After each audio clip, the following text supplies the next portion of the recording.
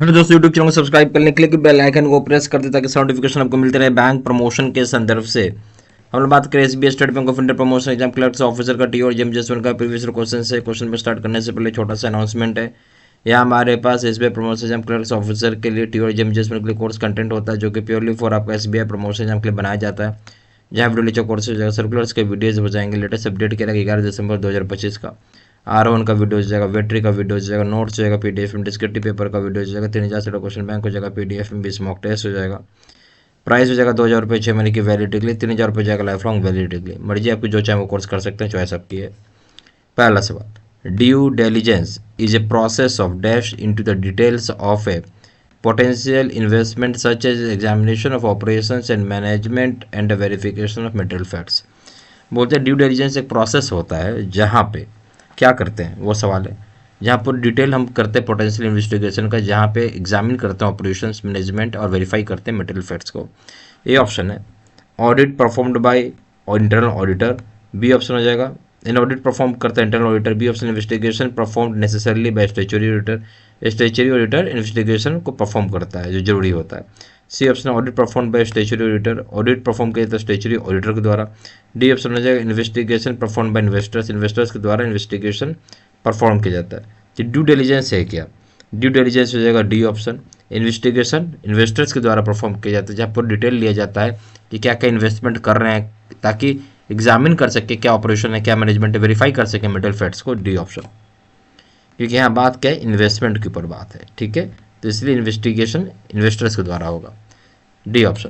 Question number 2, XYZ Limited, a company engaged in the business of manufacturing and distribution of copper rods and copper wires, interested in acquiring a listed company having a market share of 38% of insulated copper wires.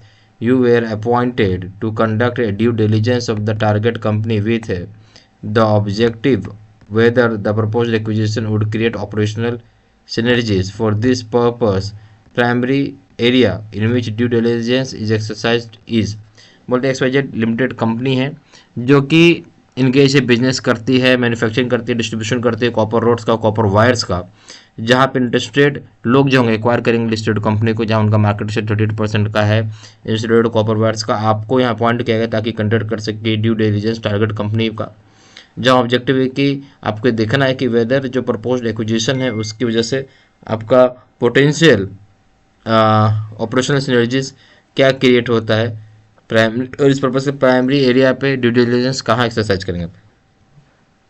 A option है financial due diligence करेंगे, B option है commercial due diligence, C option tax due diligence, D option है information system due diligence.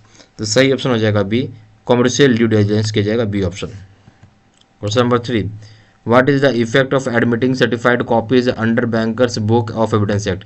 क्या effect होगा admit करने का certified copies को bankers book evidence act में। ये ऑप्शन हो जाएगा they have the same value as the original document, इनका सेम वैल्यू जो ओरिजिनल डॉक्यूमेंट का होता है।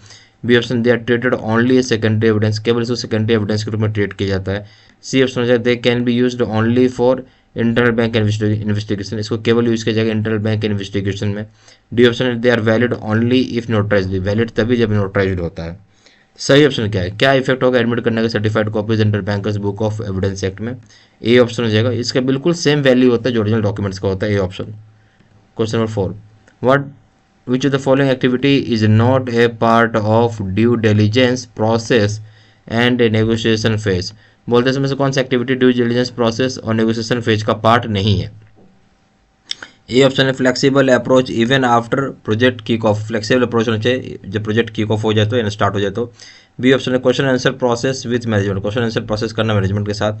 सी ऑप्शन है support for preparation of negotiation term, support जो होगा आपको दिया जाता है कि प्रिपेयर कर सके नेगोशिएशन टर्म्स को। डी ऑप्शन है preparation of review of closing document prepared by the target, preparation करना है रिव्यू करने का क्लोजिंग डॉक्यूमेंट्स को जो टारगेट के द्वारा प्रिपेयर किया जाता है। सही ऑप्शन क्या है, तो यहाँ हो जाएगा जो ड्यू डिलिजेंस का प्रोसेस का पार्ट, फ्लेक्सिबल अप्रोच रखना है प्रोजेक्ट को स्टार्ट करने के बाद, तो ये आपका ड्यू डिलिजेंस का पार्ट नहीं होगा, कोई फ्लेक्सिबल अप्रोच नहीं रखना है इस केस में। क्वेश्चन आंसर प्रोसेस करेंगे मैनेजमेंट के साथ, सही है। सपोर्ट ये ड्यू डिलिजेंस का पार्ट हो गया। फिर हो जाएगा आपका सपोर्ट जो होता है प्रिपरेशन करने के लिए नेगोशिएशन टर्म्स में, ये भी सही है। प्रिपेयर करना है रिव्यू करने के लिए क्लोजिंग डॉक्यूमेंट जो प्रिपेयर किए जाते हैं टारगेट के द्वारा, ये भी सही है। तो क्या सही नहीं है, जो ए ऑप्शन सही नहीं है कि फ्लेक्सिबल अप्रोच रखना प्रोजेक्ट को स्टार्ट करने के बाद, ये गलत हो गया A option. Question number 5, a document is है, डॉक्यूमेंट क्या होता है, ए ऑप्शन है written record in words only, केवल एक रिटन रिकॉर्ड होता है वर्ड्स में।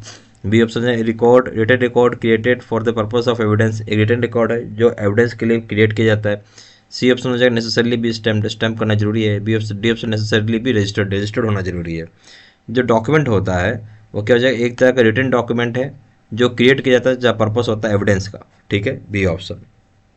क्वेश्चन नंबर 6 में आइए, which of the following are the examples of corporate frauds, कौन सा इसमें उदाहरण है कॉर्पोरेट फ्रॉड का। ए ऑप्शन है cash misappropriation and teeming and lading, cash misappropriation करना, एप्रोप्रिएशन करना, टीमिंग करना, लेडिंग करना। बी ऑप्शन हो जाएगा tampering of cheques and off book frauds, tampering करना चेक्स का, ऑफ बुक फ्रॉड करना। सी ऑप्शन है bribery and expense reimbursement schemes, bribery करना और एक्सपेंस रिइंबर्समेंट फीस हो जाएगा। डी ऑप्शन है shell companies and money laundering activities, shell companies और मनी लॉन्ड्रिंग एक्टिविटीज हो जाएगा।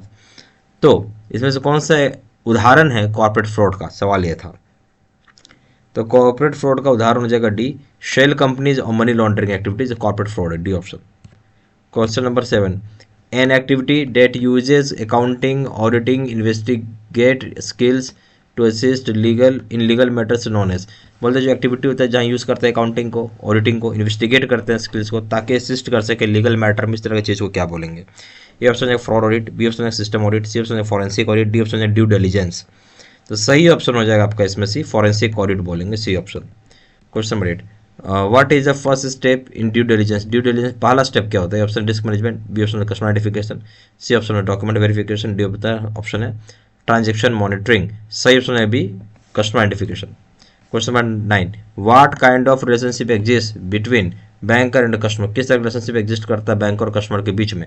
ए ऑप्शन है फिड्यूसरी वन, बी ऑप्शन है एडवर्सरियल, सी ऑप्शन है कॉम्पिटिटिव, डी ऑप्शन है कोलैबोरेटिव, किस तरह रिलेशनशिप एग्जिस्ट करेगा बैंक और कस्टमर में। तो सही ऑप्शन हो जाएगा आपका है fiduciary one, A option. Question number 10, what is the supreme responsibility of banks concerning their customers, तो सुप्रीम रिस्पॉन्सिबिलिटी क्या है बैंक का जो कंसर्न करेगा कस्टमर के लिए। ए ऑप्शन है making profit at all cost, हर हाल में प्रॉफिट बनाना। बी ऑप्शन हो जाए ignoring customer request for assistance, customer की रिक्वेस्ट को इग्नोर करना असिस्टेंस के लिए, मदद के लिए। सी ऑप्शन है disclosing customer information publicly, customer की इन्फॉर्मेशन पब्लिकली डिस्क्लोज करना। डी ऑप्शन है protecting customer deposits and secrecy, protect करना कस्टमर की डिपॉजिट्स को और सिक्रेसी को। तो सही ऑप्शन क्या है, तो सुप्रीम रिस्पॉन्सिबिलिटी जो होता है बैंक का अपने कस्टमर्स के लिए हो जाएगा प्रोटेक्ट करना कस्टमर्स की डिपॉजिट को और सिक्रेसी को, डी ऑप्शन। यहाँ पर बस SBI promotion exam clerks officer के लिए टी और जेएमजेस फंड के लिए कोर्स कंटेंट होता है जो कि प्योरली फॉर आपका SBI प्रमोशन एग्जाम के लिए बनाया जाता है, जहाँ वीडियो लेक्चर कोर्स हो जाएगा, सर्कुलर्स के वीडियोज जाएंगे, लेटेस्ट अपडेट किया रहेगा आपका 11 दिसंबर 2025 का, R1 का वीडियो हो जाएगा, वेटरी का वीडियो हो जाएगा, नोट्स हो जाएगा PDF एंड डिस्क्रिप्टिव पेपर का वीडियो हो जाएगा, 3000 क्वेश्चन बैंक हो जाएगा PDF में, 20 मॉक टेस्ट हो जाएगा, प्राइस हो जाएगा 2000 रुपये 6 महीने की वैलिडिटी के लिए, 3000 रुपये हो जाएगा लाइफ लॉन्ग वैलिडिटी के लिए। मर्जी आपको जो चाहे वो कोर्स कर सकते हैं, चॉइस आपकी है। जहाँ जानकारी व्हाट्सअप कर सकते हैं, नंबर हो जाएगा 4x96852127, या फिर वेबसाइट पर जाकर डायरेक्टली ऑनलाइन ऑर्डर प्लेस कर सकते हैं। वेबसाइट हो जाएगा www.jibstudymaterial.com, email ID जो seatsena123@gmail.com। सारा इन्फॉर्मेशन मैंने इसी वीडियो के डिस्क्रिप्शन बॉक्स में डाल दिया। Thank you.